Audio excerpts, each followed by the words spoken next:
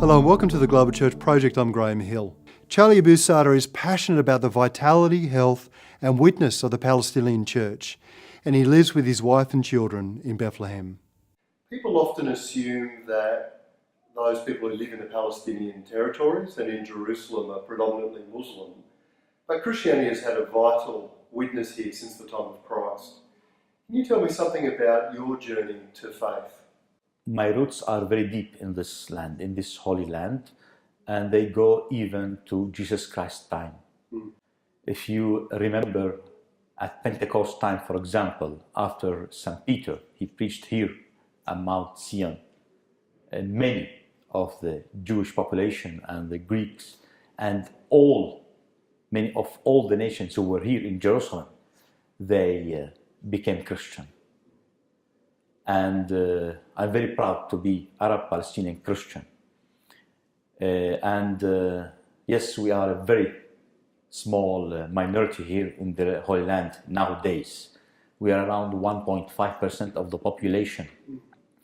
But my presence, our call here as a Palestinian Christian is to stay and witness, because we are holding on our shoulders the cross of Jesus Christ, our cross, the cross of humanity, the cross of injustices, which is happening here in the Holy Land.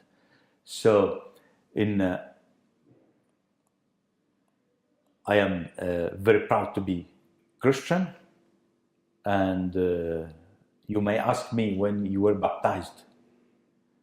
I can't tell you that. I can't tell you about all my grandfathers who were always Christian, who were always baptized, who used to stay always here in this Holy Land. Now, I imagine that Palestinian Christians have a very unique faith, living in this Holy Land, surrounded by so many of the sites. What are some of the things that you think are unique about Palestinian Christian faith? I think it's because of the sites related to the life of Jesus Christ that you mentioned now. Around us there are many Christian sites. We feel that there are others too. We feel that, yes, here where everything started, our faith has started. Our faith is related too much to these sites, to the life of Jesus Christ. It is related too much, it is contextualized on the nowadays living mood of us. That's why we also interpret the Bible in our way, which is from a side related to 2,000 years ago, but it is a today, it's a living, the Bible is a living word. And we understand that these sites have something to tell us, to say to us. It's not just, yes, we are the living stones, Palestinian Christians, but also these sites are somehow, these churches, these monuments are also somehow give us some hope, some faith. They are living in us. We're not talking just about stones. It's part of our DNA, of our life. In your experience, what are the greatest challenges facing the church today? The most challenge, I think, facing our church today is how to witness, how to interpret our mission, our call from God, how to live our faith in a multi-faith society.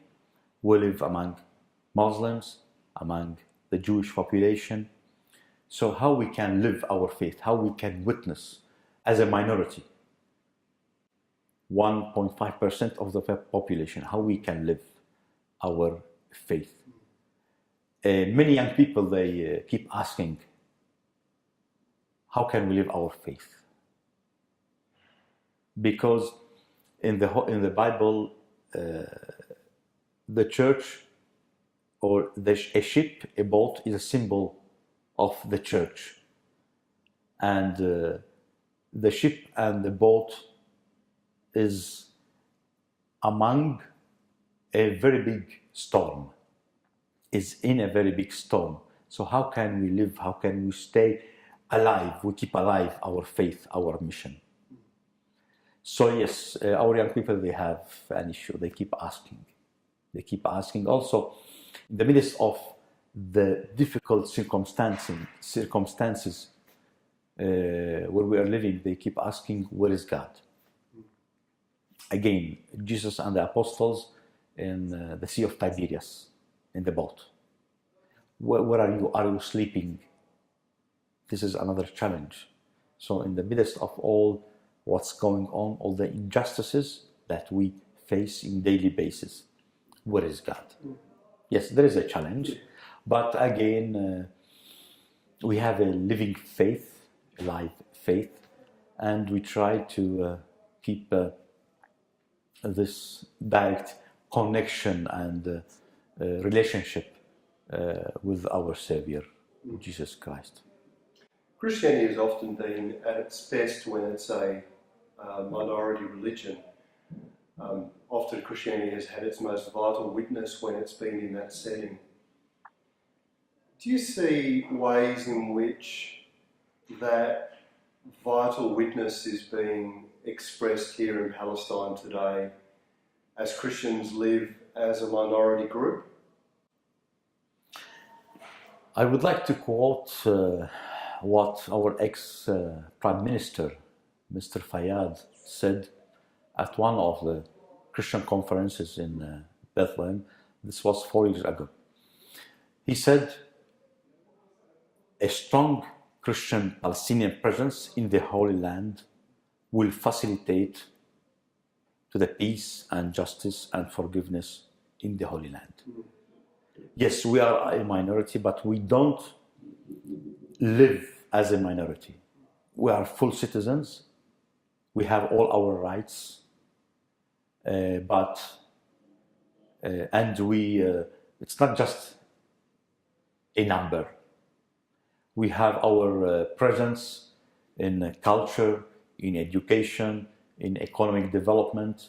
We have our connections, our relationship with religious Muslim leaders, for example, and even the religious Jewish leaders. So we try to be, as Jesus Christ has asked us to be, bridge builders, peace builders. Yes, it's a big challenge. It's a big issue. It's not easy. But again, I am Arab. We are Arab Palestinian Christians. We live among Muslims, brothers and sisters Muslims, since 1,400 years. And so my mother tongue is Arabic language. We share a lot of common values, tradition, cultures, etc. And from the other side, we have mutual connection or roots with the Jewish population. So yes, we are bridge builders. We are aware of that, and believe me, on a daily basis, our church leaders and the smallest layman or woman, we try to witness this, to be bridge builders. Peace, justice, and forgiveness, they are all connected with each other. So this is our call, how to reach peace, from forgiveness to justice to peace. In your experience, what are some of the ways in which Christians can relate to other faiths well? So you're in a setting where there is a multitude of faiths, and there has been for a long time. How is that lived out well by Christians here? I think we need to share our Christian values. We need to teach or share these values with everybody. We know ignorance is everywhere. So we need to defeat ignorance by not by putting ourselves in an angle. No, we need to show our faith, to show up our faith. We need to share it with everybody so everybody can learn about our values. Let's say, for example, forgiveness. Time ago, in Libya, 21 Christians were killed. What was the reaction of the Egyptian church or the families? Forgiveness. They forgave. They forgave. I think this is in the midst of all what we are facing here, the difficulties. I think forgiveness is a key value that we need to share. Yeah. And again, I told you about what happened just time ago in Libya with these Egyptian Christians. So, respect. Yes, we are different. We're different. But we share our humanity. We're all human beings created by one God.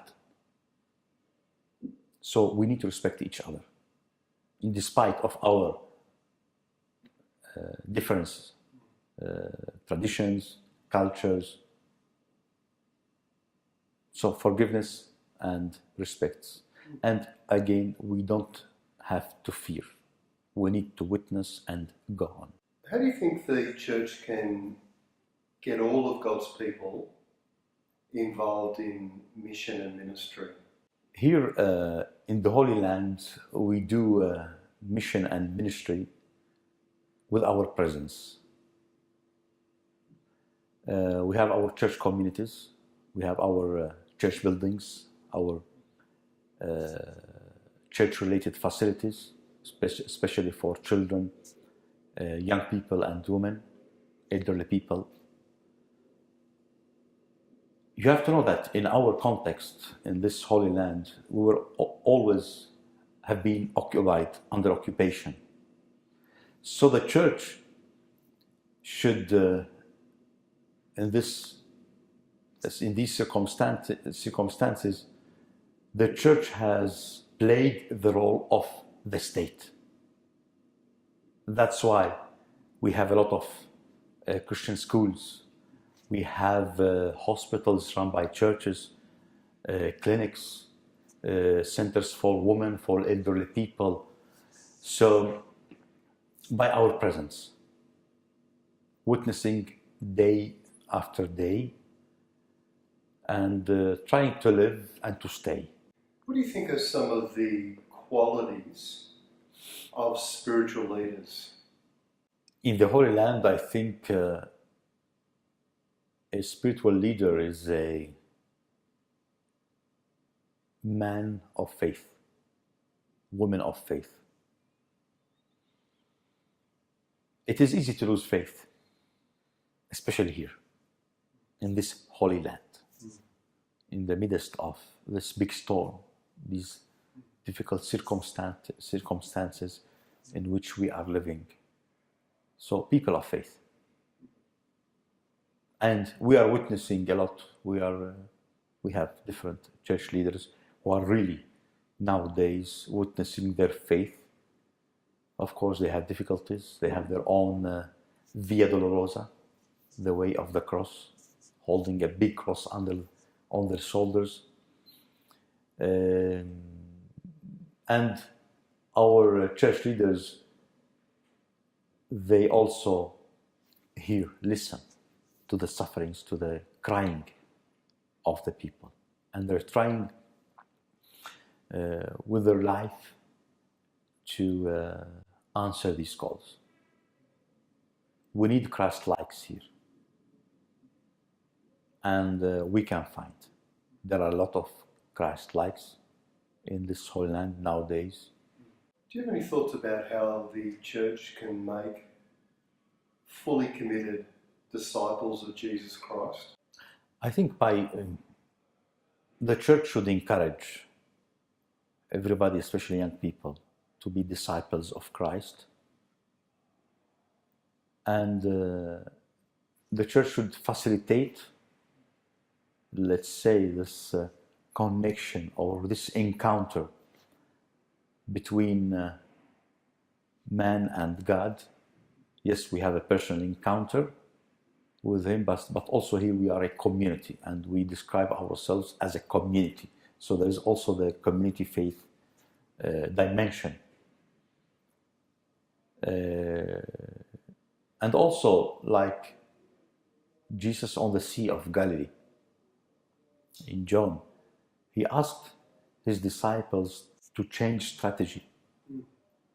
After the resurrection, they were fishing, and they were not achieving, or they were not having any fish. So they told them, go to the other side. So change mentality, change your strategy. So the church should help us, especially our young people, the future of the church, the future of Christianity here, how to build themselves, so capacity building of the human being, and how to envision our future. Again, we face a lot of issues, a lot of problems, a lot of challenges in daily basis. So I think the church, this is the call of the church, to support people, especially Christians in this case, to develop themselves, to develop the relationship with God and with the community. And when I talk about, say, the community, I mean not just the Christian community, but even the Muslim and the Jewish communities. Is there anything else that you would like to say to us today? We are here living as Christians in the Holy Land. I'm proud to be Christian. I'm proud to be Arab. I'm proud to be Palestinian. This is my DNA. This is us. This is me. Come and see. Pray for us, because we also pray for you. And we live under difficult daily circumstances. We need your prayers. We need you to talk about what's going on here. We are peace builders. So help us to be more effective in our call, in our mission. And also, we are here also for you. We are here also witnessing our faith in Jesus Christ in the Holy Land. We are here also for Americans, for Australians, for Kiwis, for everybody. It's not just our land. It's the land of everybody, because it's the land of our Lord. Thank you for sharing your faith, your passion for Jesus, your passion for this land, and for inspiring us to be disciples of Jesus Christ. Thank you very much.